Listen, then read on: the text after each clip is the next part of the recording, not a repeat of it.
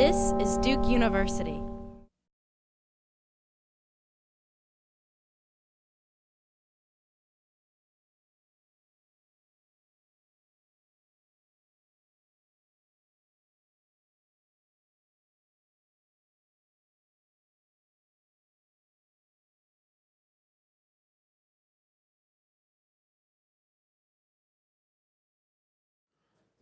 Welcome to this year's Entrepreneurship Symposium.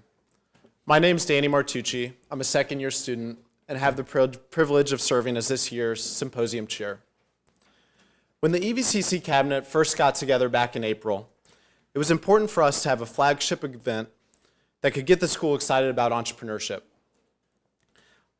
Deciding that a symposium would be the perfect way to build momentum for the year, get accomplished speakers on campus, and learn some valuable lessons about entrepreneurship, we excitedly started planning the event. Now, the topics that were thrown around originally didn't quite stick. Originally, we had entrepreneurship and the recovering economy, and then the economy didn't quite recover as fast as we would have hoped. Next, we had beyond Silicon Valley, but we decided we wanted to be really proud of our entrepreneurship tradition here and not make comparisons out west. And then maybe we thought we should just focus the event around the innovation that is the slap koozie. And I think we've kind of done so today. I see all the slap koozies out there. Of course, we settled upon entrepreneurship is everywhere. We wanted to redefine how we think about entrepreneurship at Fuqua.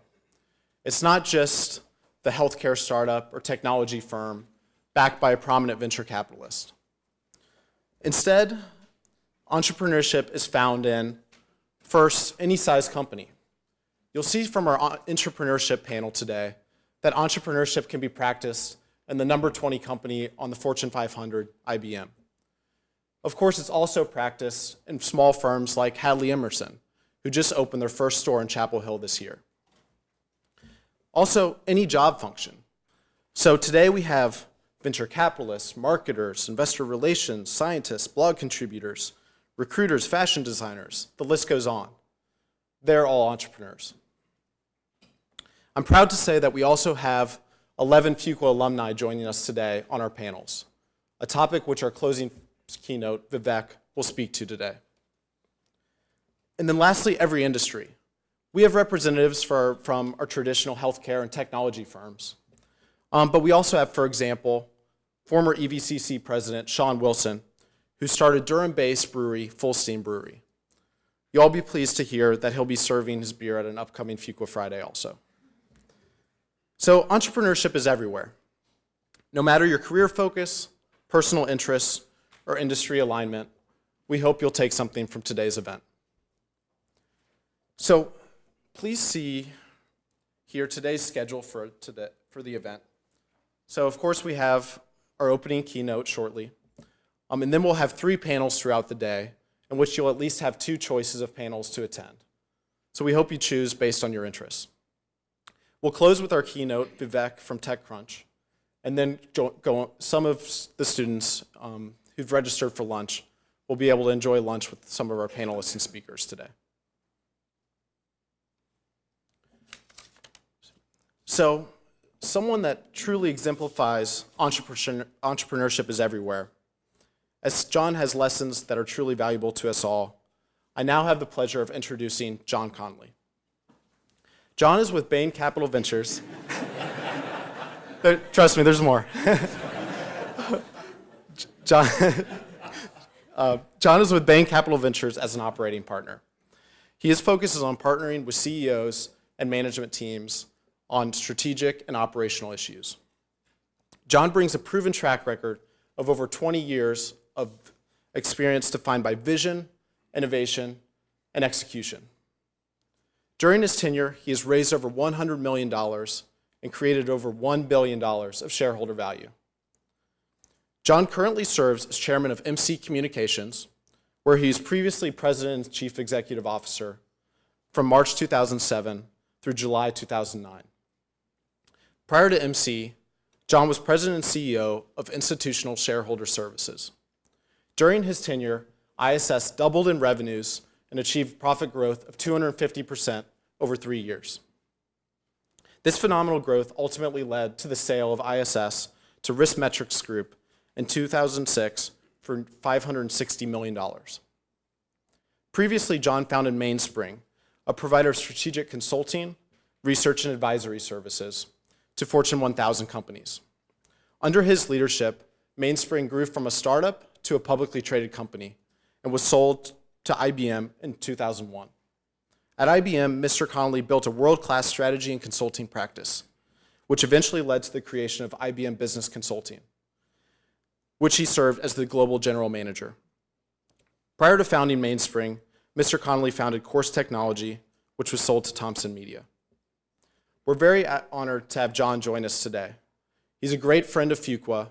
Many of you know second-year student Caitlin Connelly, John's daughter. In the short time I've gotten to know John, it's been very evident how John's been so successful in his career.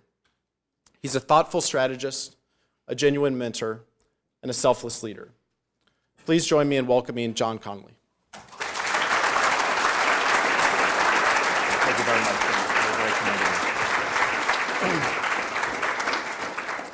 Thank you very much, Danny. Those were very kind remarks, and it's wonderful to be here at Fuqua. I was asked by my daughter to make sure I pronounced it properly in light of previous speakers. But I'm delighted to be here today to talk about a topic that is very dear to my heart, namely, one, how do successful CEOs drive their organizations and manage their relationships with their investors as they toil in the trenches of day-to-day business. And then the second major topic in this theme today is how do investors view their portfolio investments and their relationships with their CEOs as they invest, as they sit on top of their hill, as I would say. Both of those groups obviously are focused on driving shareholder value, and we'll talk about that today. But I think you'll be quite surprised at how the interests are so similar, whether you're a CEO or an investor. Before I get into our topic today, I'd like to ask the room two questions. Who in this room aspires to be a CEO or founder of a company? Okay. Who in this room aspires to be a venture capitalist or private equity person? Good. Well, my hope is that the elements of this talk will address the ambitions of each of those groups today. So let me start with a few remarks in regard to what it takes to be in the trenches where I've been for the last 25 years. As I noted earlier, and as Danny mentioned, I've been a founder and CEO of two very successful companies in two very different spaces. I started Course Technology back in 1989 with a total capital raised of $6 million from Greylock, Highland, MIT, and Apple Computer at the time, known as Apple Computer. We sold that company in 30 months after we started to Thomson for $45 million. And it was a wonderful ride, and I went on to Thomson and worked there for a number of years.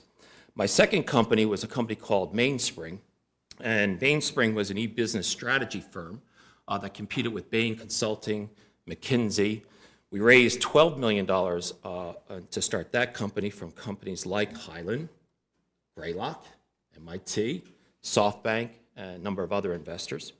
We took Mainspring public in the summer of 2000. We were literally the last company to go public in 2000 before everything collapsed.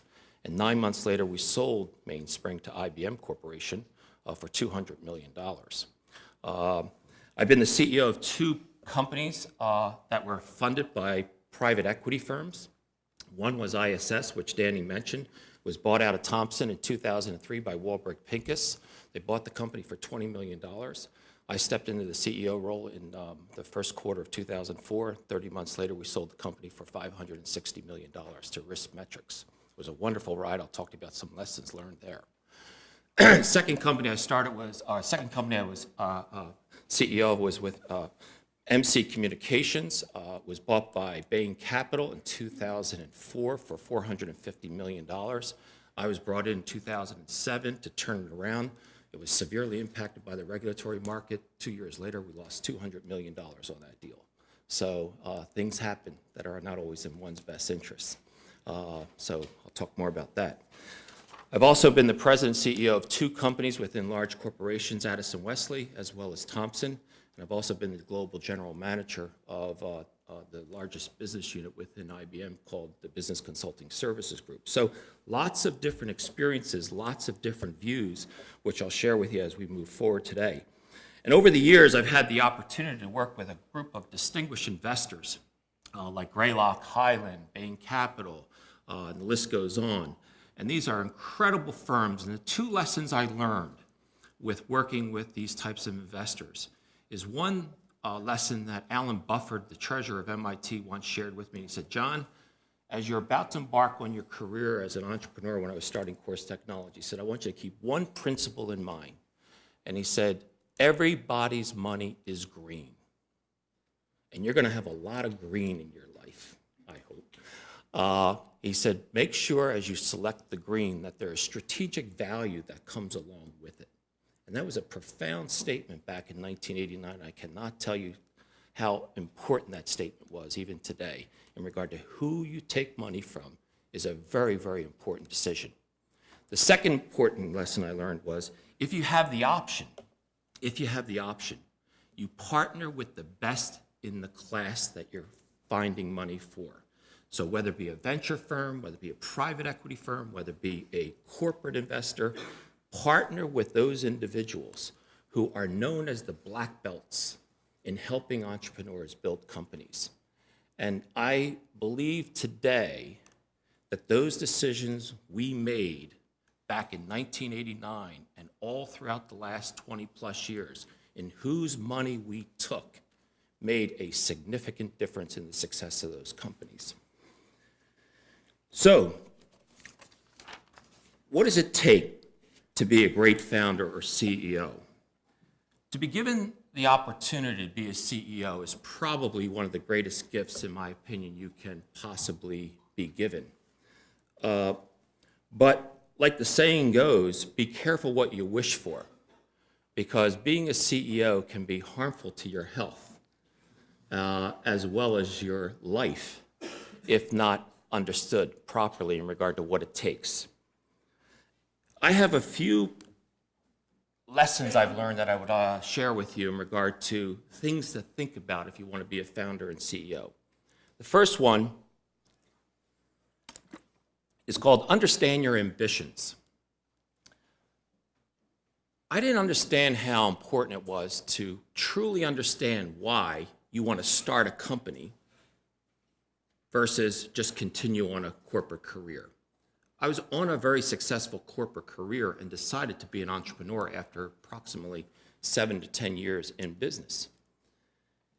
And a good friend of mine said to me, when you go out for money, make sure when you go in front of VCs, tell them your exit strategy. So I went before Greylock in summer of fall of 1988, got funded in '89, and I presented to the partnership what Course Technology was all about. And at the end of it, I said, I'd like to talk to you about an exit strategy and how we're going to make a lot of money. And Bill Elfers, the founder of Greylock, a very distinguished gentleman, said to me, John, do me one favor. Don't ever, ever think about an exit strategy. Think about what it's going to take to build an outstanding company and watch what happens to your exit strategies. And then I said to myself, what is my ambition in regard to building a company? And it wasn't financial. It was how were we going to impact the way in which teachers teach and students learn? And that lesson changed the way in which we drove that company.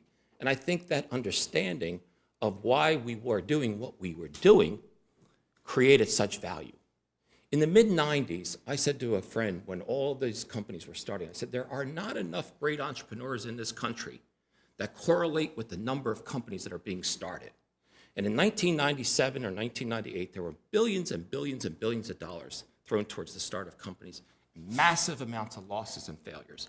And the reason being is I believe that people started companies to make a lot of money.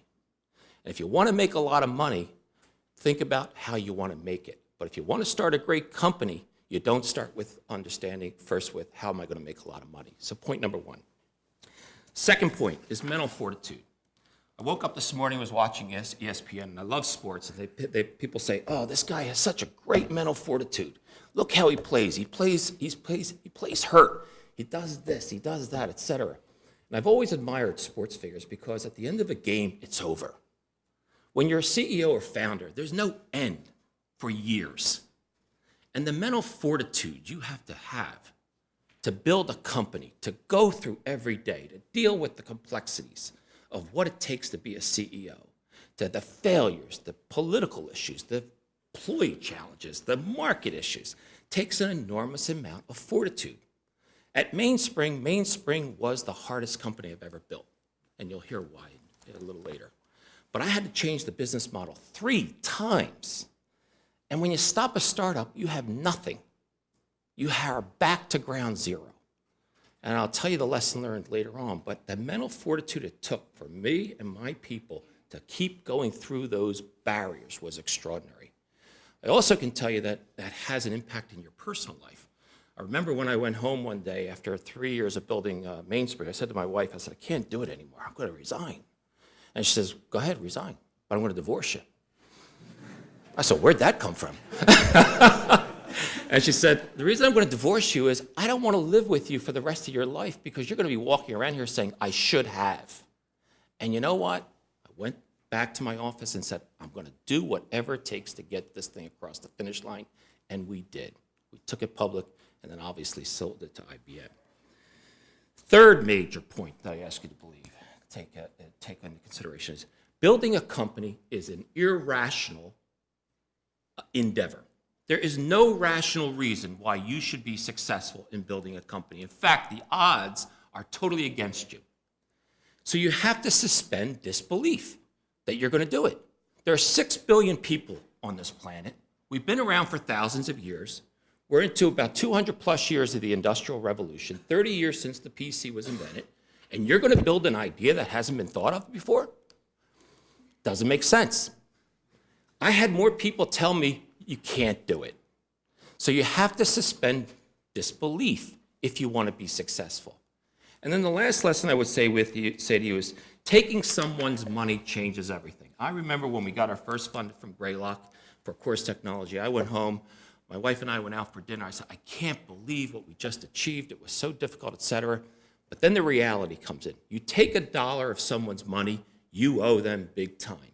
And your ability to think about what your responsibilities are in regard to returning value to that money is not a critical element to your success.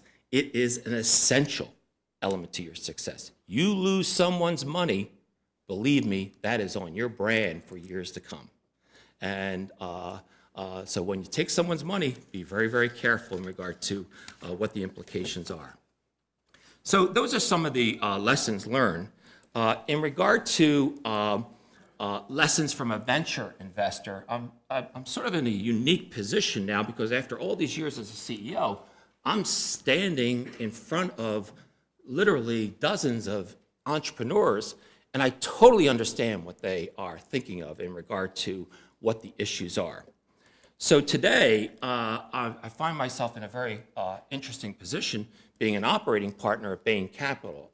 And today I'm interim CEO of a publicly traded company called Edgar Online up in New York City.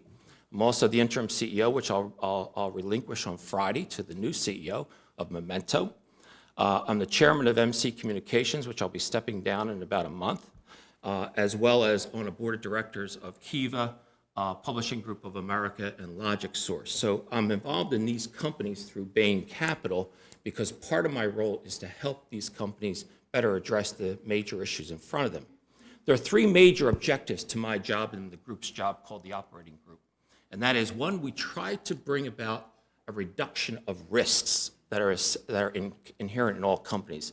For those of you who've been associated with companies, and I don't care what the company is, there is a risk associated with a company, and we try to identify it to accelerate growth. The second thing we try to do is accelerate time to value. Our average time to value after we make an investment is 4 years. We're trying to bring that down to 3.5. And the reason being, you get a better IRR, and hopefully you build a stronger company. Third thing that they evaluate the group on is, can we make greater money on money? We strive for every dollar we make to make $3. Can we make $3.50, $4? And those are the economics. So it's been very, very interesting to be on this side. And the question is, what do investors think about in regard to working with their CEOs? And what are those things that are really important? And I would say that many of the things that investors think about are the same that obviously CEOs think about. So for example, as it relates to team, when I was building these companies, you think, you come to one very quick realization. You will not be able to build this by yourself. So you have to build a team. And you go out and you find a great team, and the venture capitalist or investor helps you. Over the years, when I think about Course or Mainspring or ISS, I think about the teams that have been associated with those companies. And people ask me, well, how do you measure your success? And I say, beyond the things like market share or market cap, et cetera, there's a couple metrics I keep in mind all the time that I track. One is, how many people have I hired who are now CEOs of companies? And how many people benefited financially in regard to being associated with the firm that we were building that eventually made them a millionaire? And on the first one, there are 9 people we've hired who are CEOs of major companies in this country today. And I'm very proud of that, because as a CEO, you want to frankly help others achieve greatness. And there are 75 people walking around in this country who realized $1 million or more from companies that we have built over the years. So team is critical. And if you don't build the right team, a venture capitalist would say, you're not going to be very successful. So CEO, investor, pretty similar. Second issue that investors are preoccupied with, as well as CEOs should be, is what I call the vision versus the strategy and execution thing. When Lou Gerstner took over IBM in 1994, a reporter came up to him and said, Mr. Gerstner, what is your vision for IBM? And he said, I have no vision for IBM. But I do know what the strategy is going to be, and I do know we will have a maniacal preoccupation on executing against that strategy. Many, many founders forget the difference between vision versus strategy and execution. And it's something to really keep in mind. I'll talk more about that in regard to lessons learned in the companies I go into, where the vision thing is the preoccupation versus the strategy and focus around execution. The third thing that people look for, investors, and I think CEOs too, is really a commitment to leading, managing, and developing people. Most people in this room, I would say, believe they're a great leader. And that's pretty understandable. Many people in this room would say, I know I can be a good manager, and that will be tested over time. But few people in this room, based on my experience, ever think about their responsibility to develop people. And unless you're committed to leading, managing, and developing people, you will not be as successful as you need to be. So keep that in mind in regard to what investors look for, because great CEOs and founders build an army of people who are capable of moving an organization forward. If you look at the IBMs of the world, the Googles of the world, the Facebooks of the world now, there are streams of people coming out of those organizations that are building the new businesses that are out there that are becoming the platform for future business models.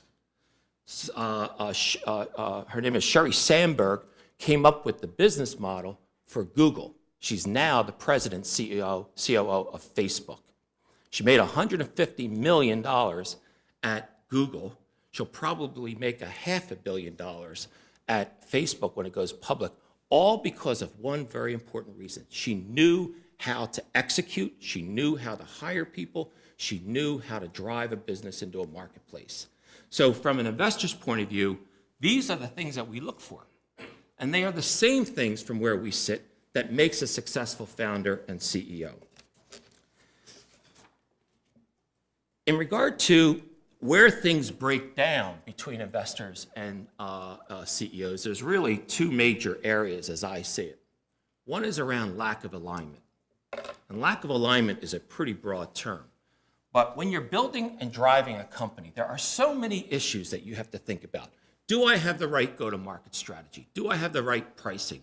Are my processes scalable? Are we going to be able to make the appropriate investments? How do I outflank this particular competitor versus another competitor, et cetera?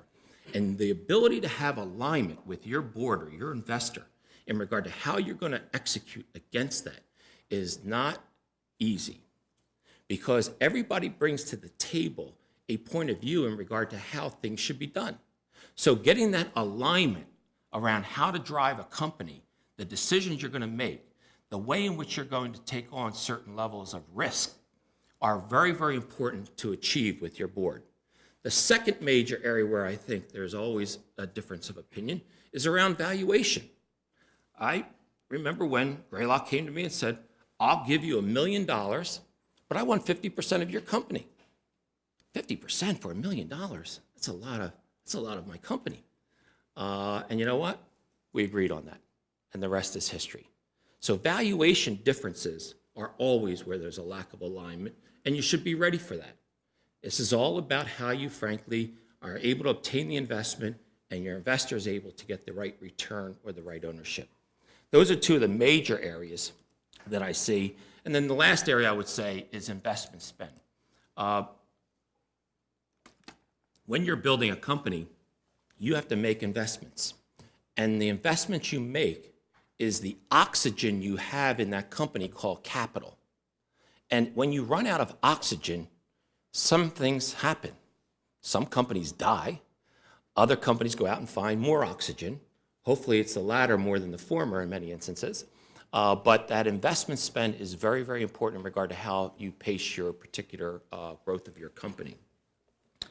In regard to the next point, though, is if we think about what it takes to be a successful founder and CEO, and if we think about what it takes for an investor to be successful, then where are the areas where there's common ground, and where are there areas in which they can create together successful value? I'm not going to go into this list, but everybody has a list, and this is a list of lessons I learned based on being in both roles over the last X number of years. But I'll try to bring this to life in regard to stories. And there are 3 stories I'm going to tell you about how we executed against these particular lessons that created value in most instances, but created also an understanding of why we failed in another instance. Because achieving this understanding is essential to the type of relationship and value you can achieve with your investor. The first one is Mainspring. As I told you earlier, Mainspring was probably the most difficult company I had started or have been a CEO of. If course technology was the learning ground for me in being a first-time CEO of a startup, then I would say Mainspring was the proving ground because of all the things we had to do. We raised $12 million to start Mainspring, and after 9 months, we spent $6 million. We had 54 people on staff.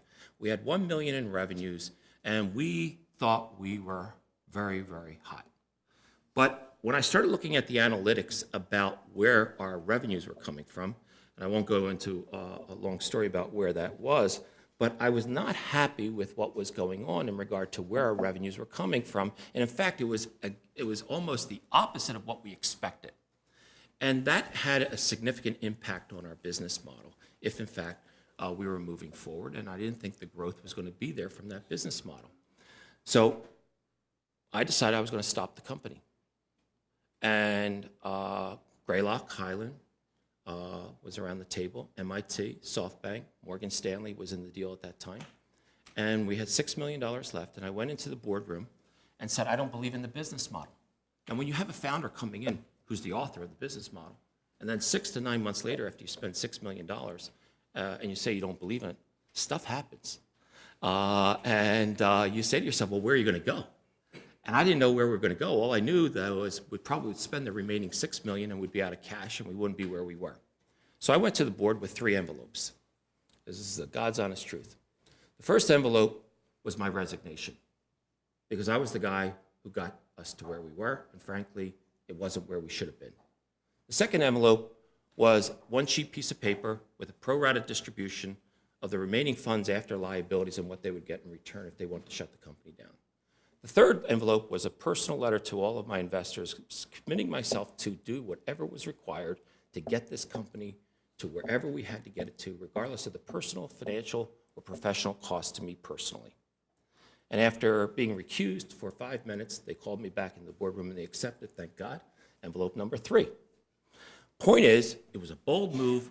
We changed the business model. We took our staff down from 54 people down to 14 people, which created an enormous amount of pain. And then 30 months later, we took that company public, and IBM bought it 9 months after that. The point is, if you believe that you have to do certain things, do it, but make sure your board, your investor, understands what the cost and the commitment is. Second issue, or second example, is ISS. ISS was probably one of the more enjoyable rides I ever had professionally. It was one of those moments where you look back and you say, wow, this was magical. Warburg Pincus bought ISS, which is the leading provider of corporate governance services to institutional shareholders all over the world. We were in the press 500 times a month because of our decisions about who should be elected directors, which mergers should be approved, et cetera. And they bought the company for $20 million in the spring of 2003. They brought me in the first quarter of 2004. We sat down as a group. It was Warburg Pincus. They were the only investor in the deal, and some private investors. Sat down and said, what do we need to do to make this company really, really successful? Well, we had to technology enable all of our processes. We had to have a global footprint. We had to blow the existing management team out and create a new management team, and the list went on. And we built a plan in 90 days. And then, like every CEO has the responsibility, there's a time where you say, push that pedal down because we're going on this ride. And this ride is either going to, frankly, take us to a whole new level, or in many instances, you hit a wall. So we pushed that pedal down, and we grew that company from $40 million in 2004 to $105 million in 2006, from $2 million in EBITDA to $30 million in EBITDA at the end of 2006. And we decided to sell the company in the fall of 2006. We had 19 bids, and we sold that company for 21 times EBITDA. That was a remarkable ride. And everyone, that was one of the great stories. What made that successful? The investor group, the CEO, and the management team were totally aligned in regard to how we were going to define success, how we were going to measure, how we were going to invest, and what risks we were going to take together. And to this day, it's probably one of the greatest moments of our management team to do something like that in a very dynamic time. The third one, though, is a difficult story. MC Communications. After I sold ISS, Bain Capital had been involved with for a number of years as an investor, and his friends came to me and said, John, what are you going to do after ISS? I said, I want to be a CEO again. They said, well, we got a great company called MC Communications, but there's one caveat. The business model was just impacted because the regulatory market in healthcare impacted its core product line. You got to come in and find new ways to create revenue. So we sat down. They gave me all the numbers. We had a $120 million company. 80 million was the core line. The regulatory market impacted it, went from 80 million to 3 million in 24 months. So it was the reverse. But the difference was we have $250 million of debt on this company. So we had a leveraged business built off of another business model that was just totally taken out. And the clock started. We had 24 months before we knew we were going to blow out all of our covenants. And what happens when you miss your covenants or you create challenges with your covenants, the banks come over and take it away from you. And we had a fair amount of money in there at Bain Capital. So we went in. It was in the March of 2007. And unfortunately, in the summer of 2009, we had to turn that company over to the banks. And that was an unbelievably sad day to do something that, frankly, was not a success story. It was a sad day to be able to look in front of your entire group of employees and your management team and said, we couldn't win. But what happened was Bain Capital and the management team had clear understanding of what the risks were.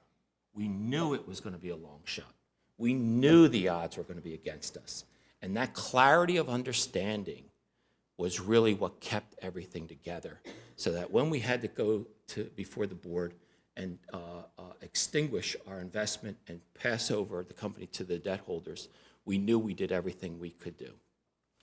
So those are some of the lessons learned in regard to how investors and a CEO work together.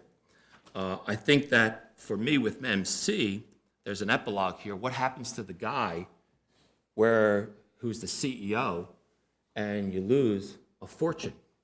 Most instances, that guy is fired. And for me, thank God, Bain Capital came to me and said, hey, why don't you join us as a partner? And you've distinguished yourself. Guys like you will take us right into the ground. But the reason that I think I was asked to join Bain Capital was a simple lesson that I ask all of you to think about. And that is, it's not the way in which you distinguish yourself when you're successful. It's how you distinguish yourself when you get off your knees and try to move something forward when the odds are against you. And to me, that was a very, very remarkable moment, and learned a lot from it. So in closing, let me just close with a couple of thoughts. One, it takes exceptional commitment from the CEO and investors to build a great company. And equally important, it takes an enormous amount of sacrifices, both personally and professionally, to achieve those goals.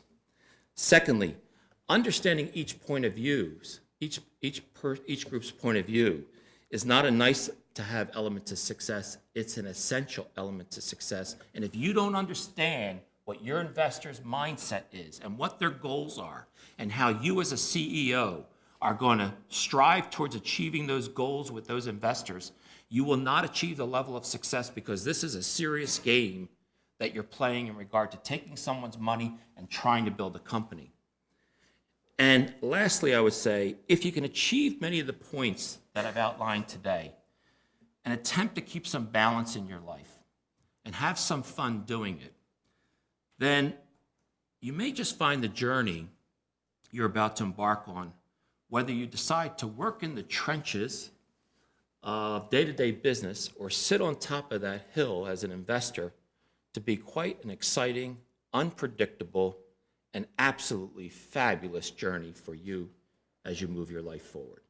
So thank you very much, and pleasure speaking to all of you today. Okay,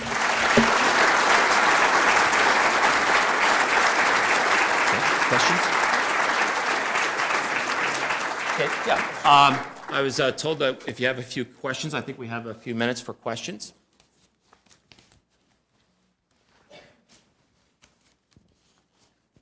Yes, back there.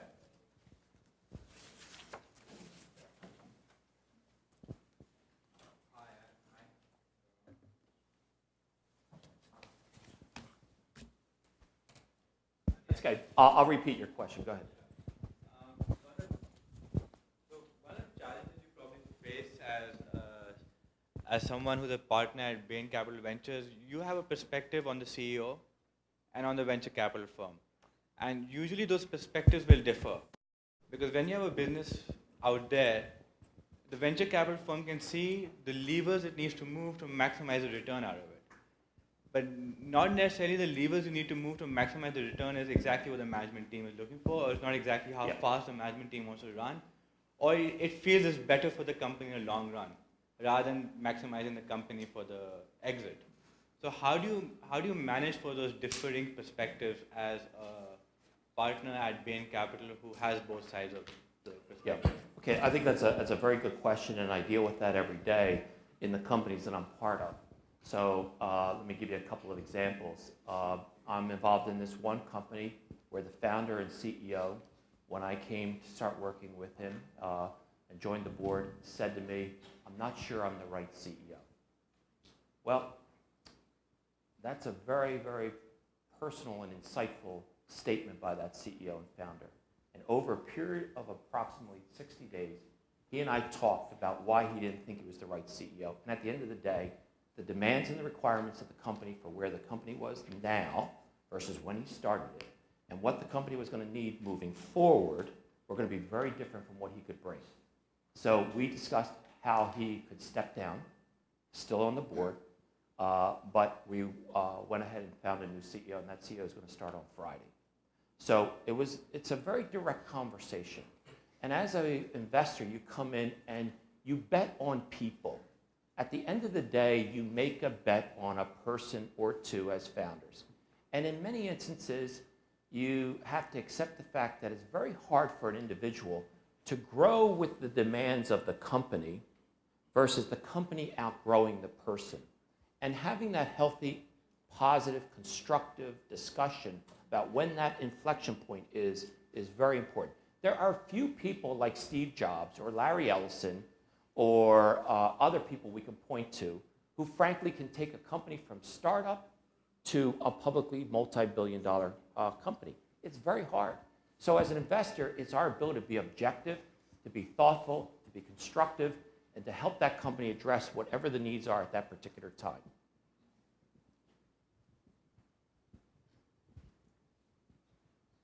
I have another instance where, frankly, I'm the CEO of another company, interim CEO, and the person just couldn't handle it mentally. Just couldn't handle it. The demands were too great. And came to us, I can't do it. I think 30% of all CEOs in the Fortune 1000 turned over last year, some astronomical number. It's a tough job to be out there leading.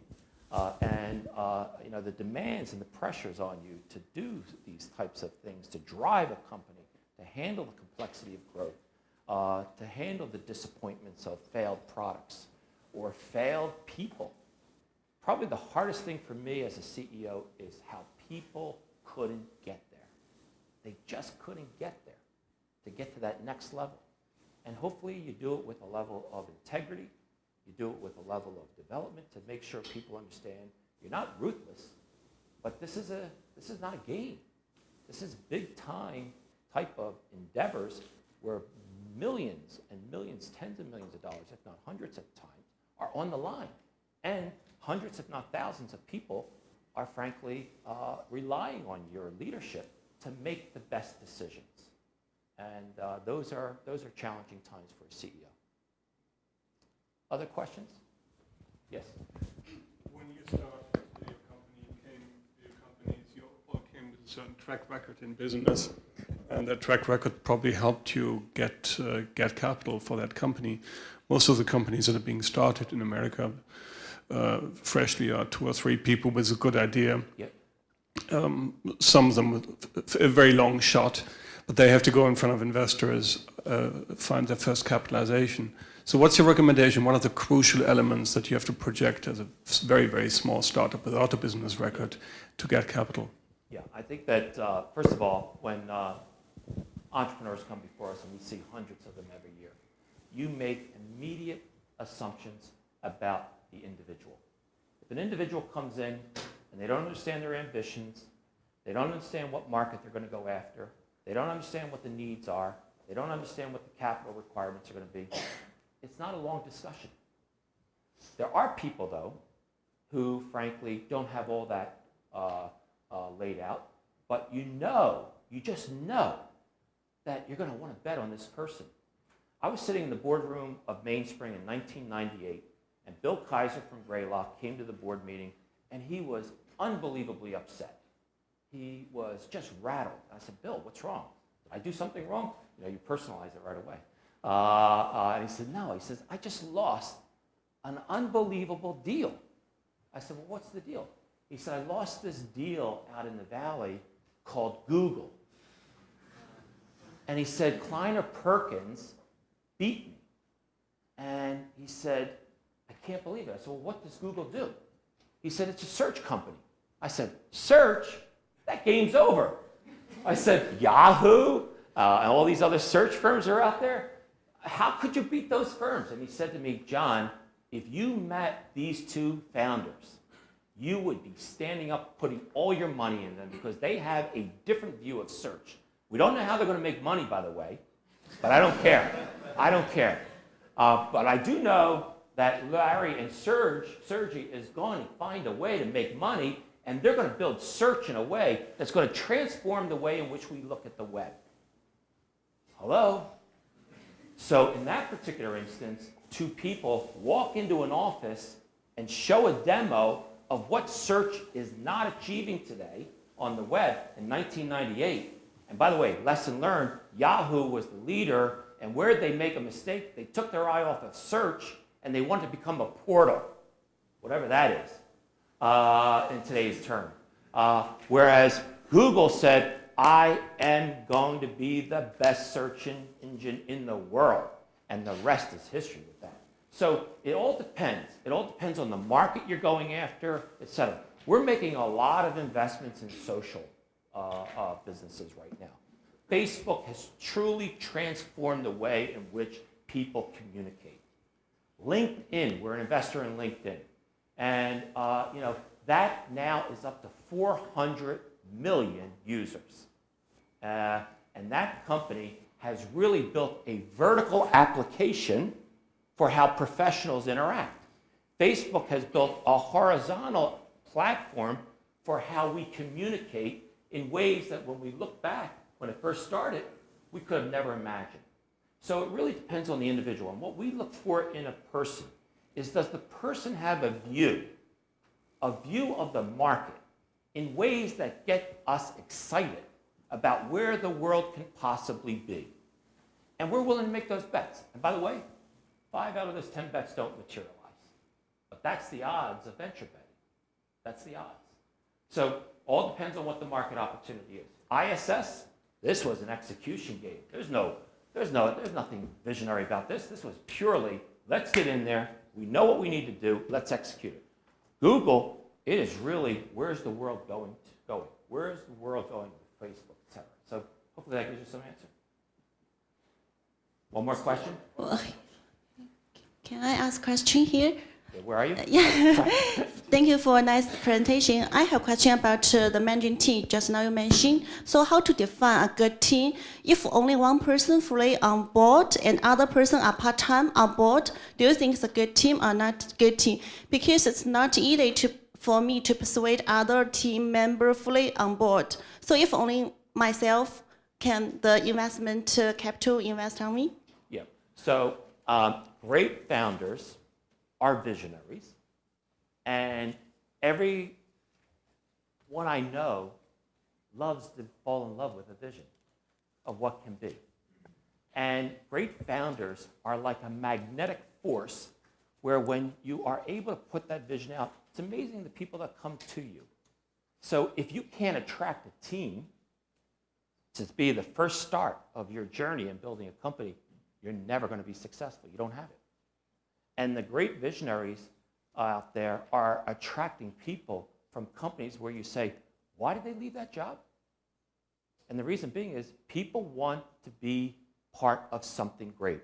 Steve Jobs, when Apple made their investment in course, I had the privilege of meeting with him. I said, how do you get people to be so passionate about what is going on here?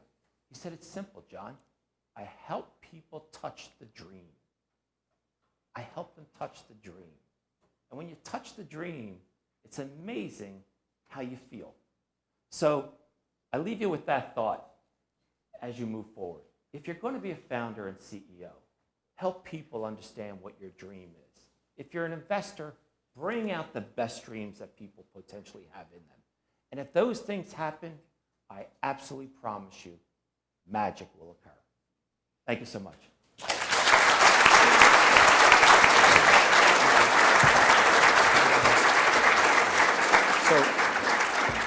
So John, we're truly grateful for you to join us here today. And as a couple tokens of gratitude, we wanted to present you with a signed copy of our resident best-selling author, Dan Ariely's book, Predictably Irrational. And then also at a later date, we'll be presenting a signed Duke basketball from Coach K. He's currently just getting back from winning the FIBA World Championship. So, Thank you so much. Thank you. Pleasure. Thanks.